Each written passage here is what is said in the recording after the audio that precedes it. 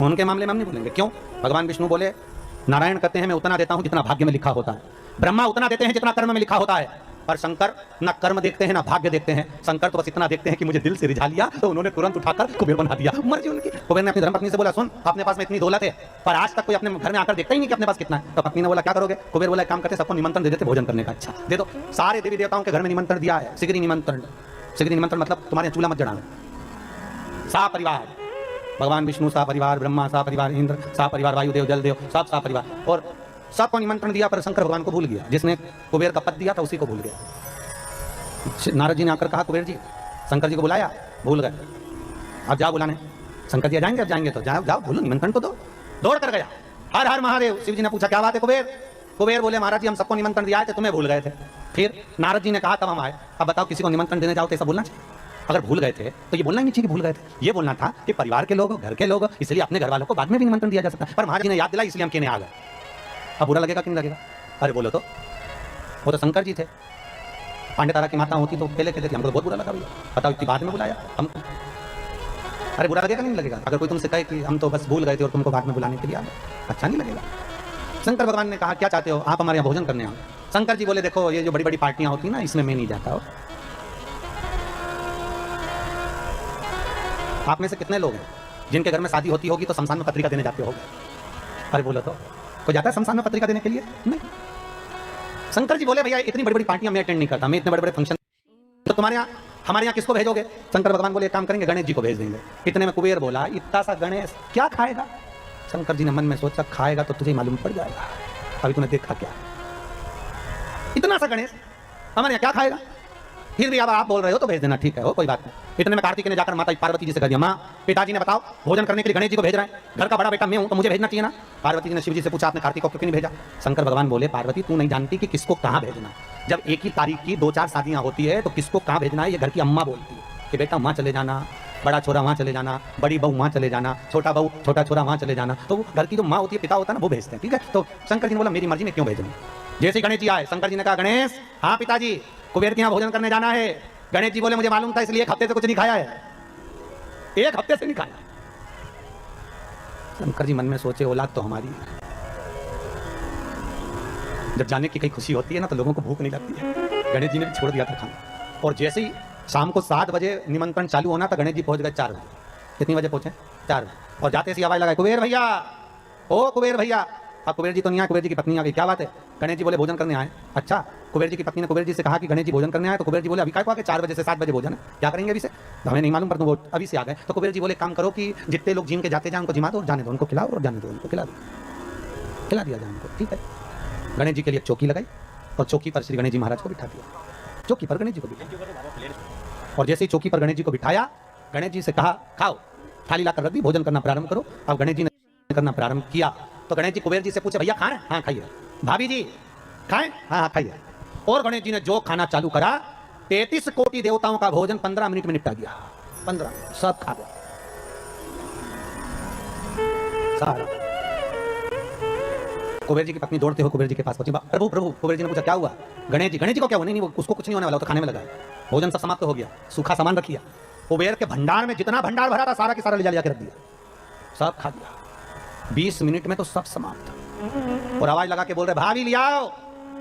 भाभी मन में सोचे चूल्हा में जा काला, अब लाए तो क्या लाए, कितना खिलाए, चूल्हे पे बना बना कर थक गए पर खाना बंद नहीं कर रहा, बड़ी आफत हो। भाभी ले आओ।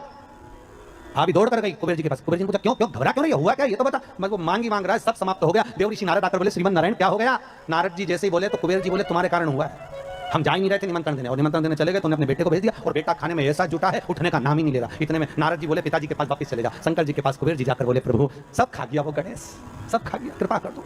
शंकर भगवान ने एक दुर्बा तोड़ी और दुर्बा तोड़कर तुरंत कुबेर जी को दी, और कुबेर जी को देकर कहा ये गणेश जी को दे देना, ठीक है ले जा। अब कुबेर जी ने मन में सोचा खाया इतना सारा है तो एक दुबा से क्या होगा, कुबेर जी और दुबा तोड़ लिया तो दुबा का बंडल बना के लेगा और गणेश जी को दिया, और गणेश जी से कहा लो पिताजी ने भेजा। और जैसे ही गणेश जी ने दुबा ली और मुख में सूंड में रखी, और रखने के बाद गणेश जी खड़े होकर पेट पे हाथ फेर के बोले कल का टाइम और बता दो। कुबेर जी हाथ जोड़कर बोले जब तक कोई बुलाए नहीं तो जाना ही मत। उस दिन से गणेश जी का नियम है कि गणेश जी को लोग विराजमान भी करते हैं और गणेश जी को लोग विसर्जन भी करते हैं, विराजमान भी कर रहे हैं और विसर्जन भी। अहंकार आ जाता है व्यक्ति को, कभी कभी अभिमत्ता चरम तक पहुंचता है। शिव कह रहे हैं, मैंने लक्ष्मी से ये नहीं कहा कि तुम मुझे ये दो। भगवान शंकर कह रहे हैं, नारायण मैंने आपसे भी नहीं कहा कि मुझे कोई वस्तु प्रदान करो, पर अगर लक्ष्मी जी को जल भी चढ़ाना था तो अपने ही घर का चढ़ा देती तो आज मुझे प्रसन्नता का भाव होता। प्रसन्नता का ब्रह्मदेव के कहने पर भगवान शंकर भगवान विष्णु के यहाँ गए। भगवान विष्णु ने आदर सत्कार करा। भगवान शंकर से पूछा, बोले ना कैसे आना हुआ है? शिव जी कहते हैं, नारायण आने का कारण केवल इतना सा है कि संसार सागर में जब मनुष्य का जन्म होगा, मानव शरीर जब मिलेगा, उस मानव शरीर को अगर मान लो उसने भजन किया ना किया, उसने कीर्तन किया ना किया, उसने मंत्र जाप किया ना किया, उसने स्मरण किया ना किया, तो ऐसा कुछ करा जाए कि उस मनुष्य शरीर से आप रूप ही भगवत का भजन हो जाए, शिव नाम का स्मरण हो जाए, भगवान की भक्ति का प्रतिबिंब स्फुटित हो जाए, कुछ ऐसा किया जाए। ठीक है, तो भगवान बोले क्या कर सकते? तो भगवान विष्णु ने भगवान शिव से कहा, प्रभु ये जो 21,600 श्वास मनुष्य के शरीर से निकलेगी ना, इस श्वास के अंदर आपसे निवेदन, आप इसमें समाहित हो जाए, बस इतना सा निवेदन, आप इसमें बस जाए, आप इसमें समा जाए। बहुत ध्यान देना, जब तक श्वास है तब तक शरीर है। जैसे ही श्वास समाप्त हो गई, शरीर नहीं रहेगा, शव बन जाए। क्या बन गया? शव। शरीर समाप्त, फिर वो शरीर नहीं रहा, वो केवल एक शव, उसका मूल तत्व समाप्त हो गया। श्वास में शिव है। शंकर की कथा कर रही है, ये जो श्वास है, शिव कर रहे हैं, इसमें मैं समाहित हो जाता, ओंकार समाहित हो जाता। इसलिए बार बार आपको फिर निवेदन कर रहे हैं कि देखिए, परमात्मा को हर बार धन्यवाद देना ना भूले, हर क्षण में हर पल में उस परमात्मा को धन्यवाद देते रहो। जरा अखबारों को, टीवियों को खोलकर देखिए, कई जगह आपको मिलेगा कि वहाँ ऑक्सीजन कम पड़ गई, ऑक्सीजन की टंकी कम पड़ गई। जरा विचार करो, एक मरीज को ऑक्सीजन की एक टंकी खत्म हो जाती है, समाप्त हो जाती है, तो पूरा परिवार हॉस्पिटल में खिन्न भिन्न हो जाता है। उस विचार करिए कि उस परमात्मा ने इस प्रकृति को बनाने के लिए कितनी ऑक्सीजन दी होगी और किस तरह से निःशुल्क देकर इस संसार सागर में कितनी ऑक्सीजन देकर संसार के लोगों को जीवित रखा होगा। उस परमात्मा को बारंबार धन्यवाद देना चाहिए कि ये तेरी कृपा से हो, ये तेरी दया से हो, ये तेरी करुणा से हो रहा है, और तेरी करुणा बिना कुछ नहीं हो सकता। ये तेरे द्वारा प्राप्त हुआ। महाराज, हर पल, हर घड़ी, हर क्षण, हर श्वास में शिव का धन्यवाद दिया। चंचुला देवी ने बारंबार धन्यवाद दिया, बारंबार। चंचुला देवी जिस समय पर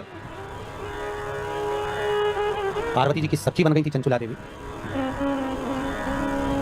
पार्वती जी की सहेली जब बन गई थी चंचुला देवी, बस इतना कर्म चंचुला देवी ने जरूर करा था कि पति का साथ दिया, पति चोरी कर लाया, धन ला कर दिया, उसका भोग करा, पर सत्कर्म नहीं कर पाई। चंचुला कभी दान पुण्य धर्म नहीं कर पाई, अपनी भोग में लगी रही, अपनी भोग। और जब अपनी भोग में लगी रही, कोई सत्कर्म नहीं, कोई पुण्य नहीं, चंचुला ने कुछ करा ही। और जब प्राण छूट गए, शिव महापुराण की कथा के रसतत्व में डूबने के बाद चंचुला के जब प्राण छूट गए, तब चंचुला देवी पहुंची भगवान शंकर के किला धाम पर, और पार्वती जी की जब सखी बन गई, तब पार्वती जी से बारंबार बस एक बात कहती रही कि कुछ ऐसा कर दीजिए कि मेरा पति जो प्रेत योनि में पड़ा हुआ है, प्रेत योनि से मुक्त हो जाए, वो प्रेत योनि से छूट जाए। इतनी कृपा बस कर दो कि वो प्रेत योनि से मुक्त हो, प्रेत योनि से छूट जाए। ऐसी करुणा, ऐसी कृपा, ऐसी दया आप कर दीजिए। ठीक है।